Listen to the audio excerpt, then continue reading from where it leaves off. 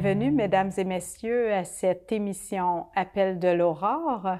J'ai invité pour vous cette semaine une femme avec un parcours qui me semble très inspirant, plein d'espoir, de foi au destin, en la destinée.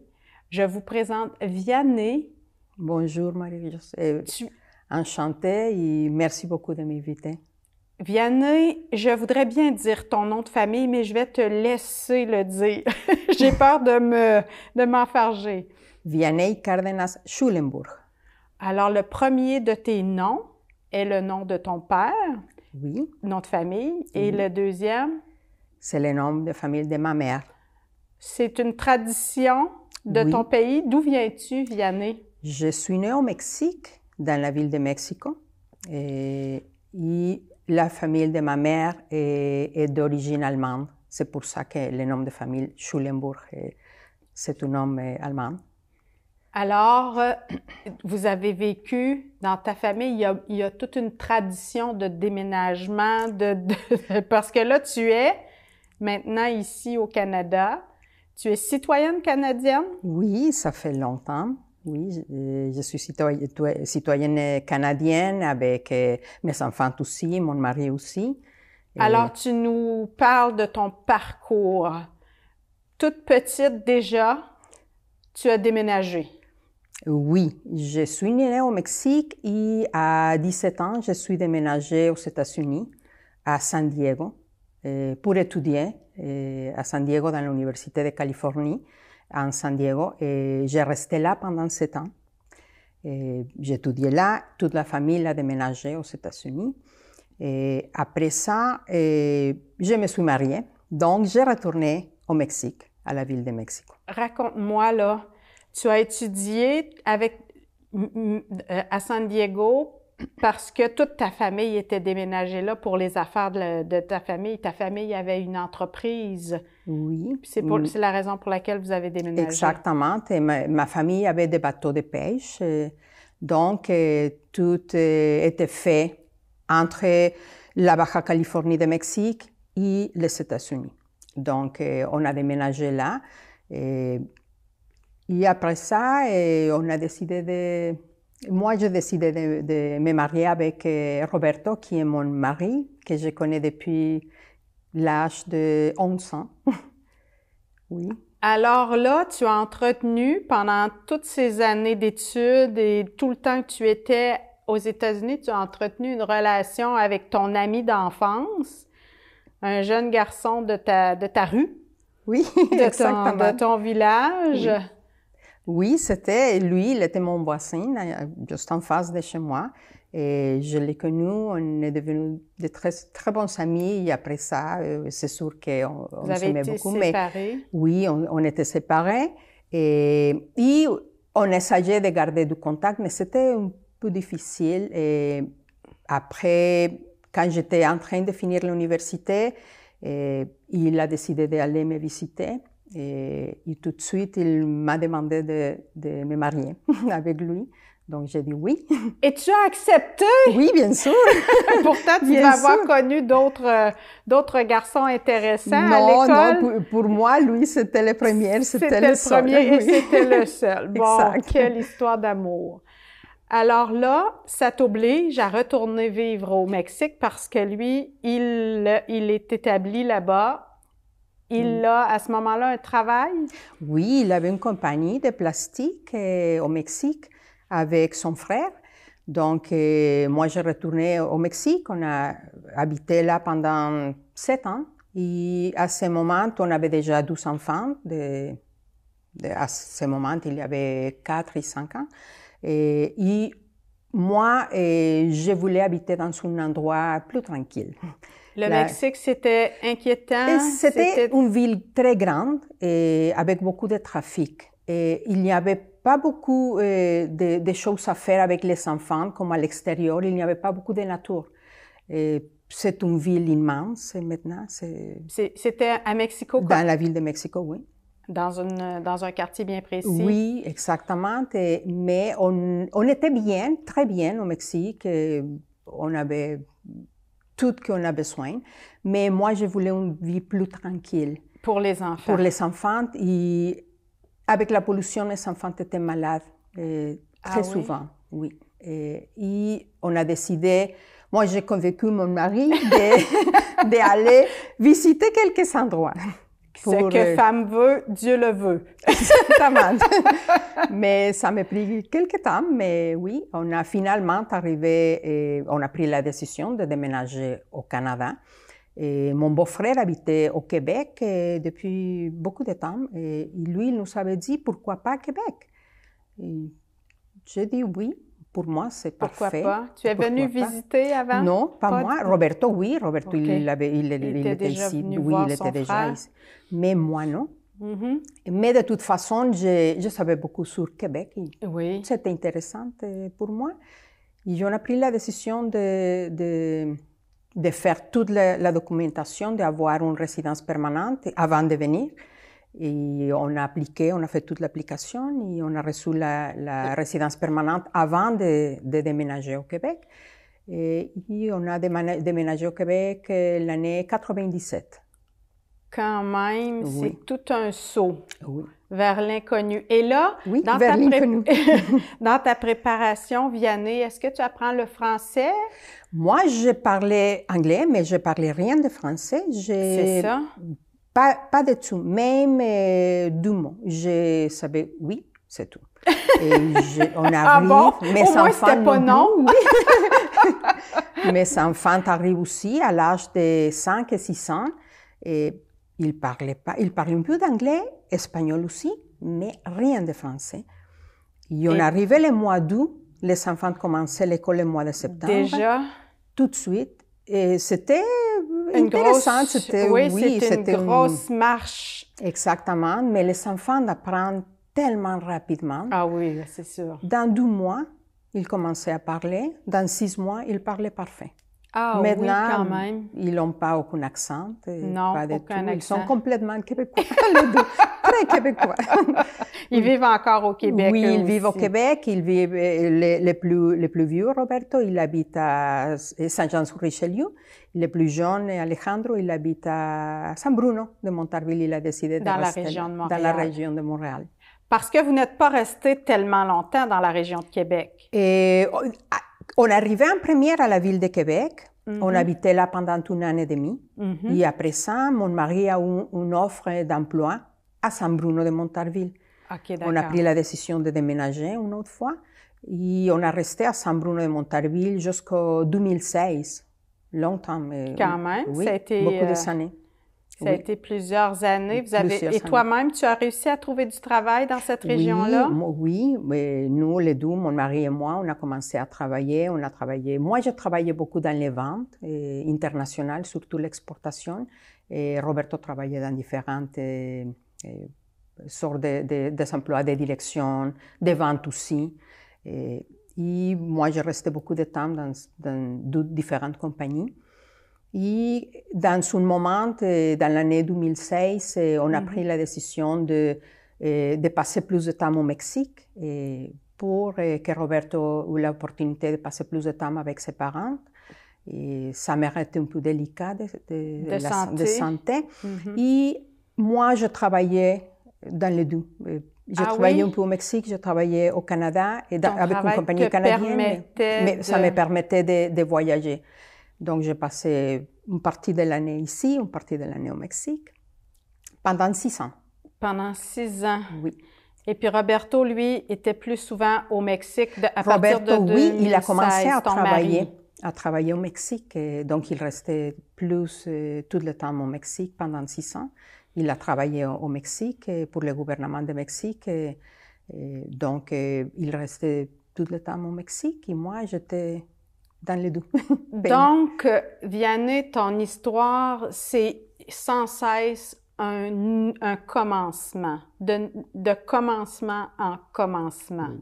Vous avez beaucoup fait de choses différentes. Vous avez laissé, vous avez expérimenté l'aventure. Oui.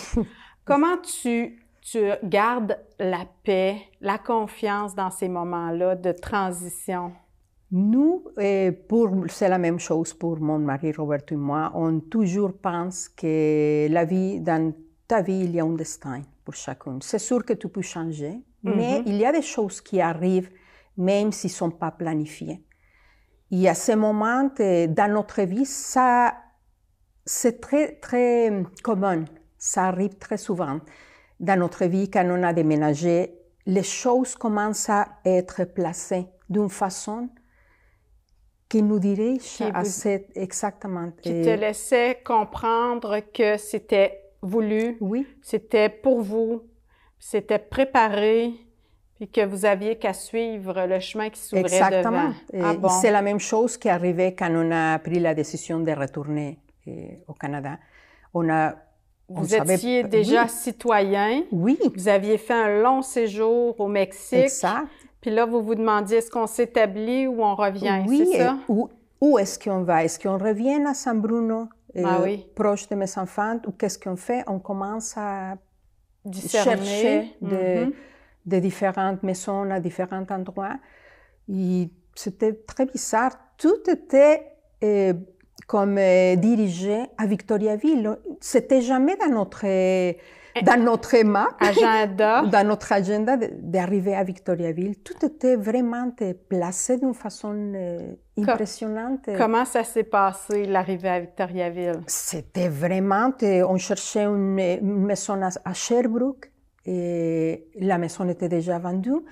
Et l'agent immobilier nous demande est-ce que ça vous intéresse Victoriaville? On a dit en première non. Mais il ne faut pas dire non.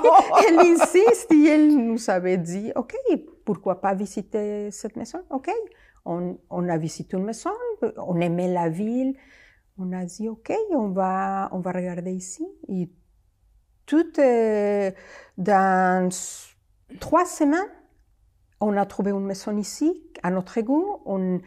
On a dit, OK, on va prendre la décision d'acheter une maison à Victoriaville. Et on a fait ça. Sauf que là, vous ne saviez pas si vous alliez avoir du travail. Oui, on ne savait pas. C'était une aventure aussi. Oui. Exactement. Puis votre carrière, votre vie productive n'était pas terminée. Exactement. Et on a décidé de reprendre le français, surtout pour écrire mieux. Donc, on a décidé de rentrer à l'école. Quel âge vous aviez à ce moment-là? Ça fait 12 ans. Ça fait 2 ans de ça. Oui, ça fait 12 ans de ça. Donc, on a recommencé l'école. Et c'est sûr que nous, on était les plus vieux à l'école, et Monseigneur. Mais ça nous a aidé beaucoup. C'est ça? Vous avez fait la francisation? Exactement. Parce que là, il faut comprendre que vous aviez l'espagnol. L'espagnol. Pas le mexicain, l'espagnol comme langue maternelle, l'anglais comme langue aussi apprise de travail puis des affaires. À Saint-Bruno, l'anglais, ça va, mais à Victoriaville, c'est pas mal plus difficile. C'est pour ça qu'on a décidé de reprendre. On n'a jamais pris de cours de français. Vous n'aviez jamais pris, même si vous êtes ici quand on est arrivé au Québec, on n'a jamais... On a pris, c'était environ 2 mois, les plus... Simple, plus... Exactement. Rien d'écriture, juste pour commencer à parler... La conversation. On n'a jamais eu la chance de travailler en français, ni Roberto ni moi. Donc, c'était plus difficile de prendre le temps pour étudier le français. Et on comprenait beaucoup, mais vraiment, l'écriture n'était pas très, très bonne. Et on a décidé de reprendre le français. On a appris beaucoup, mais dans quelques mois, moi, j'ai décidé de commencer à chercher un emploi. Et c'est aussi, sans chercher à la télévision, j'arrivais à voir une vidéo d'une compagnie qui faisait de l'exportation. Et les vidéos étaient faites par la télévision. Communautaire des Bois-Francs. Oui, exactement. Et moi, je regarde, la télévision communautaire, c'est intéressant. Je rentre à la page web, je vois offre d'emploi, je rentre. Je vois un emploi qui était à ce moment disponible. Tu penses appliquer pour la compagnie d'import-export. Exactement. Mais j'arrive à la télévision. Et j'ai envoyé mon CV. Tu appliques sur le poste, tu Oui. rencontres une personne à la télé communautaire, Mona. Mona, la merveilleuse Mona. Ça a cliqué. Oui, tout de suite, j'ai eu l'entrevue et vraiment, je me sentais vraiment bien avec elle et elle m'avait fait sentir très bien. J'arrivais tellement nerveuse, vraiment nerveuse, oui. Et elle m'a dit, non, c'est pas grave, ne t'inquiète pas. Ici, c'est comme des amis. Elle t'a rassurée. Oui.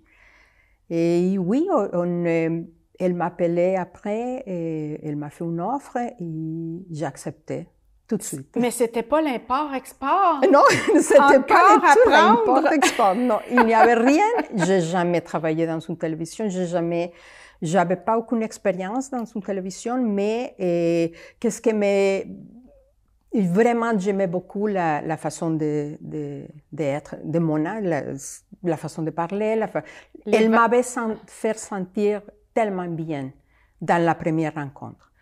Et j'ai dit, j'aimerais travailler avec elle. Oui. Tu te sentais chez toi. Exactement. Appelée encore à la maison. Exactement. Ça a été la même chose un peu quand vous êtes entré dans la maison qui vous attendait ici à Victoriaville. Oui. Tu t'es sentie accueillie, exactement. attendue. Oui. Comment ça s'est passé? On a visité quelques maisons, on a fait deux différentes offres de deux différentes maisons qui n'étaient pas acceptées. Et après, on était vraiment déçus. Il n'y a pas une belle maison qu'on trouve pour nous. Et j'ai reçu un appel de l'agence immobilière. Elle m'a dit, je vais avoir une maison aujourd'hui. Je vais prendre des photos. Est-ce que je pense que ça va être à ton goût? Est-ce que tu voudrais la visiter? J'ai dit oui. On va aller tout de suite. On était très loin. Ça nous avait pris 12 heures. On était dans les Laurentides ou quelque chose comme ça. On arrive à la maison. Quand j'ai rentré à la maison, vraiment, je sentais quelque chose. Je me sentais chez nous. Même sans avoir visité la maison, seulement quand j'ai rentré. Et j'ai connu la propriétaire, une madame très belle et vraiment gentille. Et elle m'avait dit, moi, j'aimerais que vous restiez à cette maison. Je pense que vous êtes un couple qui pourrait être heureux ici. Donc, j'ai dit, OK, on visite la maison. Et j'ai dit, oui, c'est une maison que je trouve belle, tranquille. Elle répondait à tous vos critères, à toutes vos attentes. Exactement. Et c'est ça, on a décidé de faire une offre, c'était accepté et on est là maintenant. C'est à notre maison. Alors, ça a cliqué. Tu as beaucoup... mais tu t'es sentie autrement plus accueillie dans la maison un jour que tu faisais du ménage. Tu m'as raconté ça. Oui, je faisais du ménage dans le sous-sol de la maison. Après ton arrivée, tu as déjà aménagé et tout. Et moi, j'ai décidé de passer la balayeuse en bas de l'escalier. C'était pas fait, c'était vraiment petit, donc je rentre, je vois en arrière, il y avait, comme les sous-sols n'étaient pas faits, il y avait comme des morceaux de bois. C'était pas fini, tu veux dire? C'était pas fini, oui, c'était pas fini. Je vois comme un papier en arrière. Je prends le papier et c'était une image de Jésus. Mais la chose que j'ai trouvée vraiment particulière, c'est que c'est écrit, c'est ta nouvelle maison. Et je vais te guider, je vais prendre soin de ta famille. Il est écrit ça sur le message, oui, sur l'image. Sur l'image. Sur l'image. Et moi, j'ai dit, waouh, ça c'est quelque chose. Mais moi, je suis née dans une famille catholique, très catholique. Tu as étudié aussi chez les religieuses? Moi, j'étudiais avec les religieuses jusqu'à quand j'ai fini mon cégep, avant de partir aux États-Unis. Et pour moi, c'était une belle expérience. C'était une école de filles, seulement pour femmes. Mais pour moi, c'était une expérience, ça m'a formé d'une façon particulière, d'une façon avec beaucoup de foi, avec beaucoup d'espoir, et avec beaucoup de... Et moi, je crois beaucoup à la famille. Et avec beaucoup des valeurs, des valeurs très exactement. ancrées.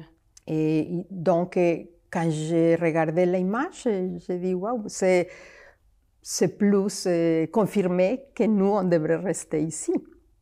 Et oui, c'est ça. Après ça, et on a commencé à connaître des gens de la région et nous, on est vraiment, vraiment contents d'habiter à Victoriaville. On a trouvé, pour la première fois de toutes les années qu'on a habité au Canada, on a trouvé vraiment un endroit qui nous accueille comme Québécois, vraiment, qui nous ont vraiment donné une amitié, une vraie amitié. Et on a connu des personnes avec des valeurs vraiment importantes et qu'on n'avait pas quand on habitait près de Montréal, parce que les gens sont plus pressionnés, le travail, le trafic, les gens sont plus indépendants. Mais ici, tu trouves les voisins. Une communauté vraiment, vraiment bonne. Et ça t'a touché d'arriver ici pour ça? Oui, ça me touché beaucoup et ça me confirme encore que tu es au bon endroit. Que je suis au bon endroit. Oui. Ça me touche de t'entendre parler comme ça parce que c'est vrai que l'histoire de Victoriaville, c'est une histoire de famille, c'est une histoire de communauté. Il y a eu des grands personnages dans l'histoire de Victoriaville qui ont voulu créer des prêtres, des religieux, des femmes engagées qui ont voulu créer ce type de communauté accueillante, je dirais empathique aussi, et que ça se sente encore, même si pour plusieurs ils sont ailleurs, sont passés, puis qu'ils ont passé aussi, je dirais, la flamme du communautaire, de l'accueil, de la fraternité à d'autres qui continuent de promouvoir ces valeurs-là. Moi, je trouve ça extraordinaire, que ça se sente encore. L'acceptation à tous les immigrants qu'il y a, c'est quelque chose qu'on ne trouve pas à l'extérieur. C'est plus difficile. Tu l'as vécu, ici, vraiment, on a... les gens sont... Il y a moyen d'être bien reçu, bien accueilli. Exactement. Assez que maintenant, il y a plusieurs membres de ta famille qui sont ici. Il y en a d'autres. Oui. Tes fils sont restés dans la région de Montréal parce qu'ils ont leur réseau là-bas. Exactement. Ils travaillent là-bas et les deux sont très bien avec ses amis, tout le monde proche. Et nous sommes très proches aussi, on les visite très souvent. Mais la famille de Roberto, de mon mari, ont décidé de déménager ici aussi à Victoriaville. À Victoriaville aussi. Mon beau-frère et mon beau-père aussi, ils sont Alors là, ici. maintenant, vous êtes toute la famille rassemblée pour la première fois depuis longtemps, quoique c'est pas toute ta famille à toi non plus, parce que ta famille est dispersée. Oui, ma famille est plus dispersée, mais oui, on a une très bonne relation avec la famille, donc nous sommes très contents aussi.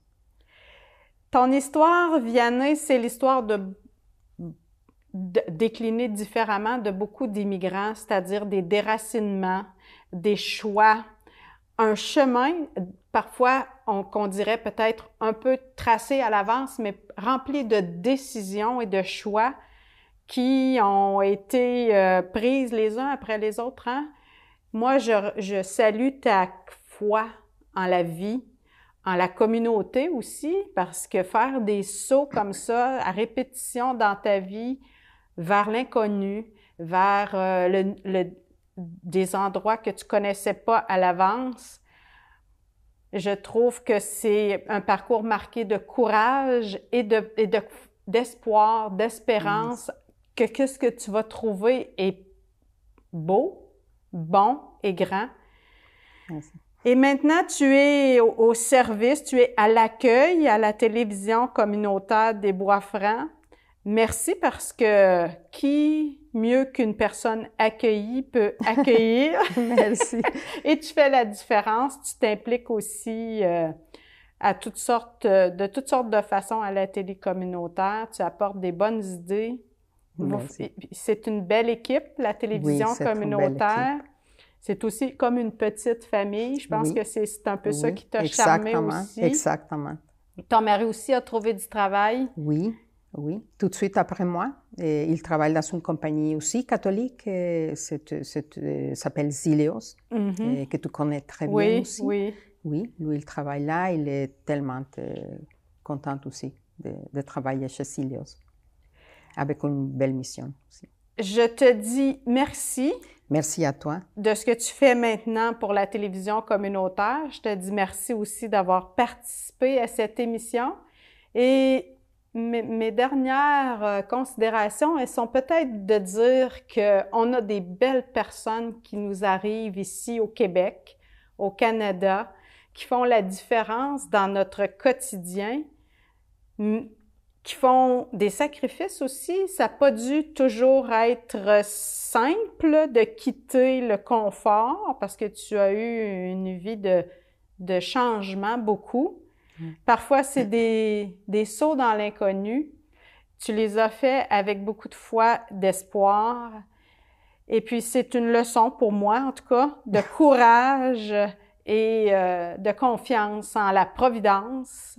Merci de ton passage à cette émission. Merci d'être une inspiration pour la télé, à la télévision communautaire des Bois-Francs et aussi pour nous tous. Je vous convie au rendez-vous de la semaine prochaine pour une autre aventure, une autre invitation à rencontrer des gens de cœur, des gens inspirants, des gens qui font la différence dans notre milieu. Et j'en profite pour remercier la télévision communautaire des Bois-Francs de nous permettre de diffuser ces bonnes nouvelles, de faire connaître ces belles personnes. Merci, Vianney. Merci à toi, merci beaucoup. À la semaine prochaine.